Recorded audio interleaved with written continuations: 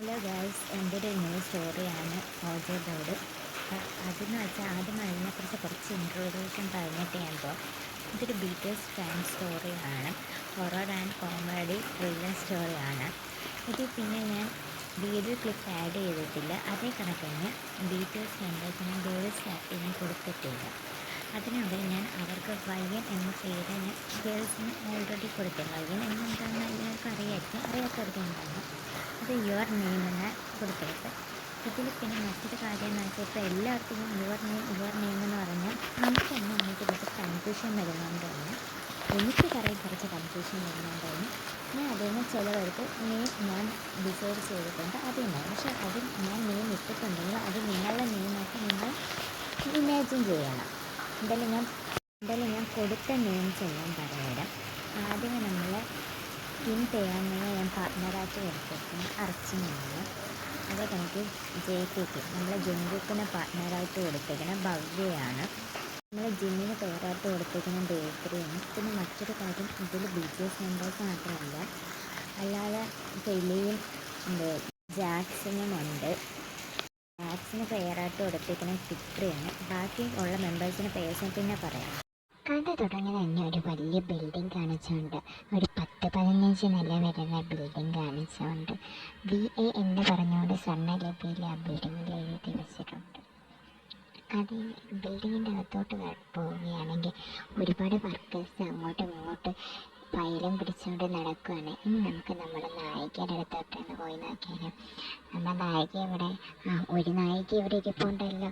തലയ്ക്ക് ഭ്രാന്തം പിടിച്ചൊരു കയ്യിലാണെങ്കിൽ തലയ്ക്ക് ഊനം കൊടുത്തുകൊണ്ട് ലാപ്പിൽ എന്തോ നോക്കിക്കൊണ്ടിരിക്കുകയാണ്. നമ്മൾ നായികയുടെ അടുത്തോട്ട് പോകാം. പുല്ല്, ഇതെന്തുവാ ഈ പുല്ലൊടിക്കാനായിട്ട്? ഇതാണെങ്കിൽ ചെയ്തിട്ട് ശരിയാവുന്നില്ല. ഇതെന്താ ടാലിയാവാത്ത ഇതൊടിക്കാനായിട്ട്?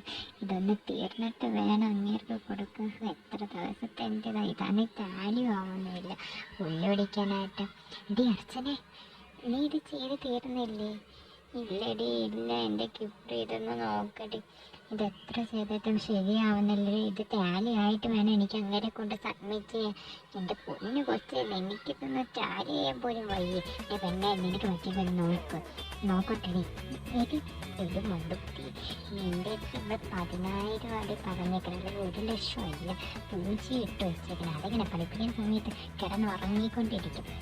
ഇങ്ങനെയൊക്കെ വന്നല്ലെങ്കിലേ ഉള്ളൂ എൻ്റെ പൊന്നു കിപ്പറി. നീ ഇപ്പം ഇവിടെയൊക്കെ ചെയ്യാൻ പഠിപ്പിക്കുന്ന സമയം നോക്കിക്കൊണ്ടിരിക്കരുത്. എന്തായാലും ഇതിപ്പോൾ റാലിയായിട്ടുണ്ട്. നീ ഇതുകൊണ്ട് സബ്മിറ്റ് ചെയ്യും. ഞാനും അവൾമാരെല്ലാവരും കൂടെ ക്യാൻറ്റീനെ കാണും. നീ സബ്മിറ്റ് ചെയ്തിട്ടുണ്ട് ക്യാൻറ്റീനിലോട്ട് വാ. ഓക്കെ ഡി, ഞാൻ ഇതുകൊണ്ട് സബ്മിറ്റ് ചെയ്തിട്ട് നിങ്ങൾ ക്യാൻറ്റീനിലോട്ട് നടക്കും. അതെ പിള്ളേരെ, എനിക്ക് വല്ല മനസ്സിലായേ? ഞാൻ പറഞ്ഞുതരാം. ഇപ്പോൾ കുറച്ച് മുമ്പ് തലയ്ക്ക് ഭ്രാന്തം പിടിച്ചുകൊണ്ടിരുന്നില്ലേ അച്ചു എന്ന അർച്ചന, അവളുടെ പേര്. അവൾ ഇവിടുത്തെ അക്കൗണ്ടൻ്റാണ്. അവളെ സഹായിക്കാൻ വന്നത് അവളുടെ പേരാണ് കൃഷ്ണപ്രിയ വർഗീസ്. നിങ്ങൾക്ക് ഡൗട്ട് വേണം, അതെന്തോ കൃഷ്ണപ്രിയ വർഗീസ് എന്ന്. അവൾ അച്ഛൻ്റെ പേരെന്തോ വർഗീസ് ഒരു ചേർച്ചയില്ല. അതൊക്കെ ഞാൻ വഴിയെ പറഞ്ഞുതരാം. അവൾ ഇവിടുത്തെ സ്റ്റോക്കിൻ്റെ ഹെഡാണ്. ഇനി വേറെ 2 പേരും കൂടെ ഉണ്ട്, അവരെയും കൂടെ പരിചയപ്പെടുത്തിയിട്ട് പോവാം. അടുത്ത ആളുടെ പേരാണ് ഭവ്യറാം. അവൾ ഇവിടുത്തെ സെയിൽസിൻ്റെ ഹെഡാണ്. പിന്നെ വേറൊരാളും കൂടെ ഉണ്ട്, ദേവപ്രിയ. അവൾ ഫാഷൻ ഡിസൈനിങ് ആണ്. ഇവർ 4 പേര് കോളേജ് കാലം മൊത്തം ഫ്രണ്ട്സാണ്. ബാക്കി കാര്യങ്ങളൊക്കെ നമുക്ക് കഥയിൽ നിന്ന് മനസ്സിലാക്കാം. നമുക്ക് ആദ്യമേ ഒരുത്തിച്ച് അടുത്തുള്ളി പോയില്ലേ, അവളുടെ പുറയിലേക്ക് പോയി നോക്കാം. എൻ്റെ ദൈവമേ, അങ്ങനെ ഈ പണിയൊക്കെ കഴിഞ്ഞ് ഇനിയിപ്പോൾ അവൾമാരുടെ അടുത്തോട്ട് പോവാം. ഹലോ ഗൈസ്, ഞാൻ വந்தாച്ചു. എനിക്കുള്ള കോഫി ഇവിടെ പബ്ബേ. കോഫി എടുക്ക്. കിടന്ന കാറുണ്ട്, ഇങ്ങനെ പിടി. ഓക്കെ, ഇപ്പോഴാവുന്ന സമാധാനമായത്. പിന്നെ ഇതുവരെ മോള് സമാധാനം ഇല്ലാത്തതിൻ്റെ നടക്കുക. പ്രിയ ചുമ്മാ എന്നെ ചൊറിഞ്ഞ് നീ എന്ത് ചെയ്യൂടി? നീ ഒന്ന് പോയേ.